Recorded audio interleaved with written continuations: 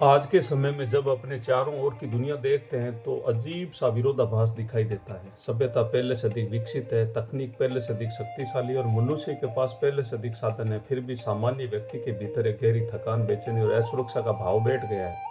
हम ऐसे युग में जी रहे हैं जहाँ कृत्रिम बुद्धिमत्ता, एल्गोरिदम, डेटा और डिजिटल पहचान हमारे दैनिक जीवन का हिस्सा बन चुके हैं। जहाँ एक और अंतरिक्ष अभियानों की चर्चा है, अंतरिक्ष के लिए संसाधनों से निर्णायक युद्ध लड़े जा रहे हैं। अंतरिक्ष अंतहीन गाथा है। व्यक्ति वहां तक पहुंचने का प्रयास कर रहा है और धरती को मिट्टियां मेट कर रहा है।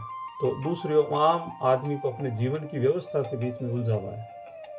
96% पॉपुलेशन, आम आवाम अपनी उसी जुगाड़ में जीवन जी रहा है, उलझा हुआ है। यह स्थिति केवल आर्थिक और राजनीतिक नहीं है, बल्कि गहरी मानसिक और अस्तित्वगत समस्या भी। आज का नागरिक अक्सर महसूस करता है कि वह ऐसे तंत्र में जी रहा है जो उसके लिए बना हुआ है, बावजूद उसे दूर और असंवेदनशील है। एक ऐसा प्रशासनिक ढांचा है जो नियमों और प्रक्रियाओं और औपचारिकताओं से इतना भर गया है कि मनुष्य की वास्तविक जरूरतें उसके भीतर कहीं खो जाती है। जब व्यवस्था जटिल हो जाती है तो सामान्य व्यक्ति का जीवन संघर्ष का मैदान बन जाता है। उसे अपने अधिकार के लिए लंबी कतारों में खड़ा होना पड़ता है, कागजों के ढेर में अपना अस्तित्व साबित करना पड़ता है और हर स्तर पर यह महसूस करना पड़ता है व्यवस्था उसके लिए नहीं बल्कि व्यवस्था के लिए बना हुआ है। यही कारण है आधुनिक समाज में असंतोष की धीमी लेकिन व्यापक धारा बहती रहती है। लोग केवल आर्थिक असमानता से परेशान नहीं है, वे उस अदृश्य दबाव से भी थक चुके हैं जो उन्हें लगातार साबित करने के लिए मजबूर करता है यह पर्याप्त सफल, पर्याप्त योग्य और पर्याप्त महत्वपूर्ण है। यह दबाव केवल कार्यस्थल और सामाजिक प्रतिस्पर्धा से नहीं आता है बल्कि उस डिजिटल संसार से भी आता है जिसमें हर व्यक्ति जीवन का प्रदर्शन कर रहा है, जहाँ पहचान एक ब्रांड बन चुकी है और आत्मसम्मान, लाइक, फॉलो और मान्यता के आंकड़ों में बदल गया। ऐसे वातावरण में आम आदमी धीरे धीरे अपने भीतर ये कटने लगता है। वह बाहरी अपेक्षाओं को पूरा करने के लिए इतना व्यस्त हो जाता है कि अपनी आंतरिक स्वतंत्रता को भूल जाता है। यही बिंदु है जहाँ प्राचीन अद्वैत दर्शन की आवाज आज के समय में फिर से प्रासंगिक हो जाती है। अष्टावक्र गीता का यह संदेश कहता है कि मनुष्य का वास्तविक बंधन बाहर की अवस्था में नहीं है बल्कि उस मानसिक पहचान में है जिसके साथ वह स्वयं का बोध लेता है।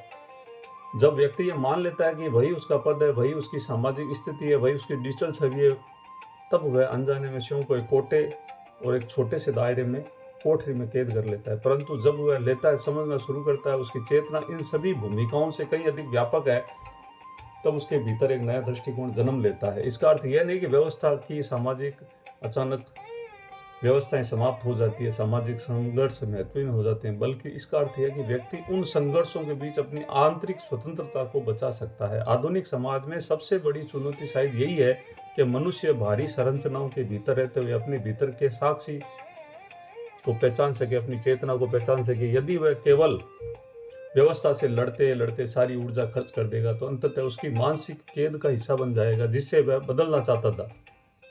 लेकिन यदि वह भीतर से जागरूक रहेगा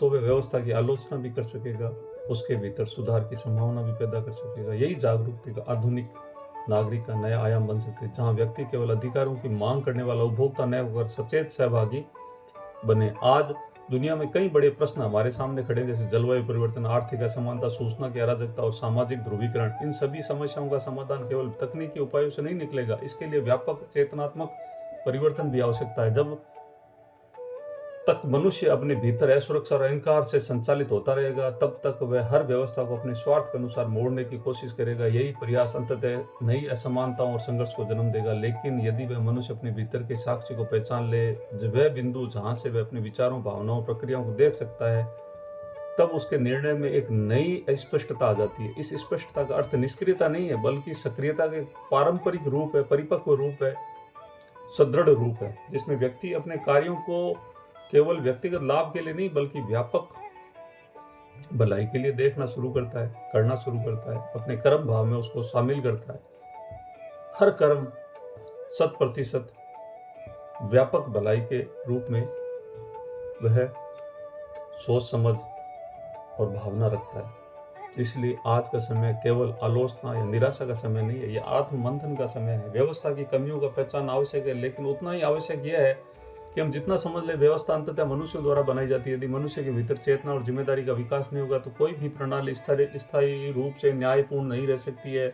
ढकोसला है, हम भले उसको कितना ही कचोटते रहें, लेकिन आज के नागरिक के सामने दोहरी चुनौती है कि एक और उसे अधिकारों और गरिमा के लिए खड़ा होना है, दूसरी ओर उसके भीतर उसके जागरूकता को विकसित करना, उसके भय, क्रोध और अहंकार के अंधे चक्र से मुक्त हो सके। यही संतुलन शायद आधुनिक युग की सबसे बड़ी आवश्यकता है। यदि हम केवल व्यवस्था को दोष देते रहेंगे तो हम अपनी शक्ति को खो देंगे, और यदि हम केवल व्यक्तिगत और आध्यात्मिकता में खो जाएंगे तो सामाजिक परिवर्तन अधूरा रह जाएगा। इसलिए आज का सबसे ज्वलंत संदेश शायद यही है कि बाहरी परिवर्तन और आंतरिक जागरूकता दोनों साथ साथ चले। जब नागरिक सचेत होंगे तभी संस्थाएं भी अधिक जवाबदेह बनेगी, और संस्थाएं जवाबदेह बनेगी तभी समाज में विश्वास और स्थिरता होगी। इस प्रकार आधुनिक दुनिया की जटिलताओं के बीच आशा की एक किरण मौजूद है, वह है समझ। मनुष्य केवल परिस्थितियों का शिकार नहीं बल्कि अपनी चेतना के माध्यम से नई संभावनाओं को जन्म दे सकता है, और शायद यही वह बिंदु है जहाँ प्राचीन ज्ञान और आधुनिक अनुभव एक दूसरे से मिलते हैं। स्वतंत्रता बाहर से दी जाने वाली वस्तु नहीं है बल्कि वह भीतर से जागने वाली स्थिति है, और जब यह जागरण धीरे धीरे व्यक्तियों से समाज तक फैलता है तब इतिहास की दिशा भी बदल सकती है। इतिहास की दिशा भी बदल सकती है। हम सब उसमें भागीदार बने, सचेत रहें, सावचेत रहें, सजग रहें, सरल रहें, नियमित प्रयास करते रहें, स्वास्थ्य का ध्यान रखें। हम अपने स्वास्थ्य के खुद डॉक्टर हैं, भोजन दवा है। हमारे आसपास में हो रहे परिवर्तन को हम जरूर देखना, समझना, सुनना करें। अपनी चेतना को भय मुक्त होकर जागृत करें। धन्यवाद।